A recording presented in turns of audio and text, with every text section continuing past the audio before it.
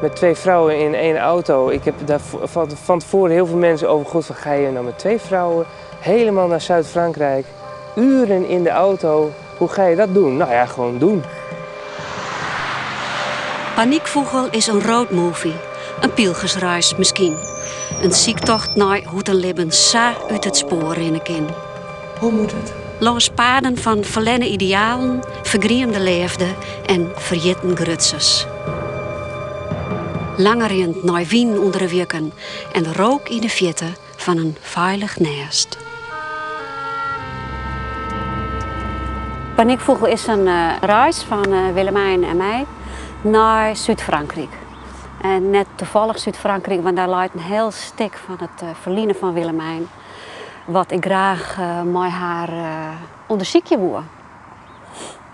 2 verliezen zich wel kort voor het eerst. Hè? Toen maak ik een liedse filmpje voor het naïersprogramma. En toen verhuisde Willemijn Krek van daklezeropvang De Terp naar een project van zelfstandig wenje. En in die verhuizing heb ik Willemijn filmen. En ik weet nog zo goed die dag dat ik bij die het kamerke binnenkwam in de Terp. En ik zag die en wij joegen elkaar een hoorn. En ik dacht, wat doet die vrouw hier nou? Hoe... Ja, ik dacht, hoe kan deze vrouw nou hier bedarren wezen? Dat intrigeerde mij mateloos. En toen heeft het helemaal nog net die verhaal verteld, maar toen, ja, het beeld hier ik al helemaal van, hoe zit dat, hoe kan dat? Ja, er is goede paniek hier in het paradijs geweest. Ik heb hier in die kamer een keer met een mes zitten spelen. Van, zal ik mijn polsen door? Totaal overstuur. Ik wilde helemaal niet dood. Maar van, zal ik gaan snijden? Hoe moet ik dat doen? Uren. Zo van, hoe moet dat dan? Ik heb het nooit gedaan, hoor. Maar wel daar uren mee bezig geweest. Met het enige wat ik wist, dit moet weg, dit moet weg. Plok, fles open. Dit moet weg, het gevoel moet weg, dit moet weg. Nou, en als je dan maar genoeg drinkt, val je wel om. Het gaat natuurlijk over mijn alcoholverslaving. En over manisch depressiviteit, of bipolaire stoornis, hoe je dat mag zeggen. Ja, en dat is niet iets waar je dagelijks over spreekt met mensen. Maar ik was er ook niet bang voor. Ja, gezond nerveus, misschien is dat een goede uitdrukking.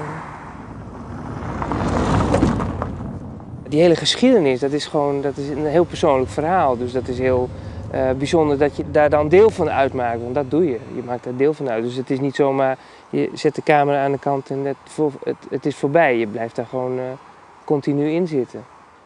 Er ontstond gewoon wat tussen die 2. En dat heb ik geprobeerd zo goed mogelijk vast te leggen. Een project dat ik op het festival in première giet is een nieuwe soapserie van de jongere stuurder Vroeks TV. In gearworking met jongeren van verschillende Friese squallen.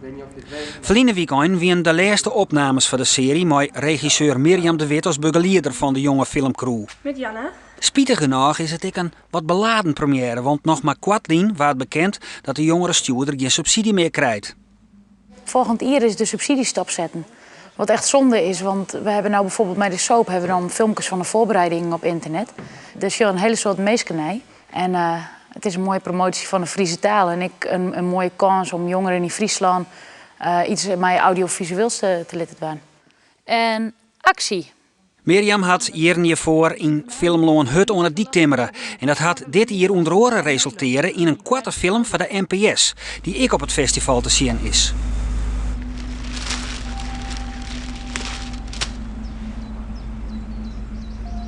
Hij had heen en weer dag en hij gaat door een jonkje. Zijn ouders lezen in een skiering. En het gaat eigenlijk op het dag dat zijn mem de helft van de meubels uit het huis komt halen. En het jonkje rent de hele dag heen en weer tussen zijn heid in de tuin en zijn mem in het huis. Dus vandaar heen en weer dag.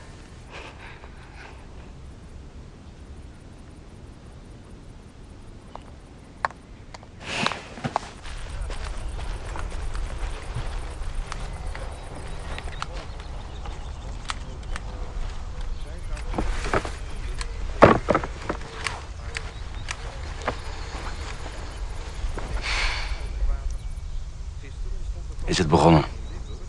Oh, het is wel een belangrijk project. Zeker voor mij als jonge makker. Want ik heb in België gestudeerd. En dan kennen mensen in de filmwereld die net. En in Nederland. En dat is best wel een liedse verhaaltje is het, zeg maar.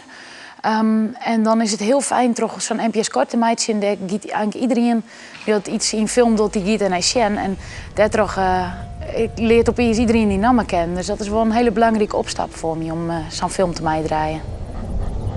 Als ik weg ben, zal papa vast heel goed voor je zorgen.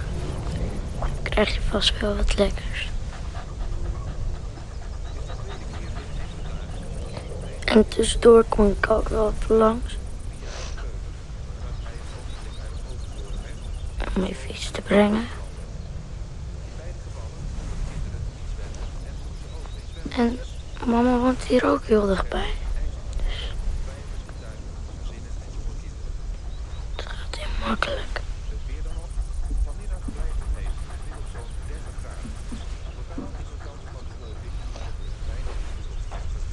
Er is pizza!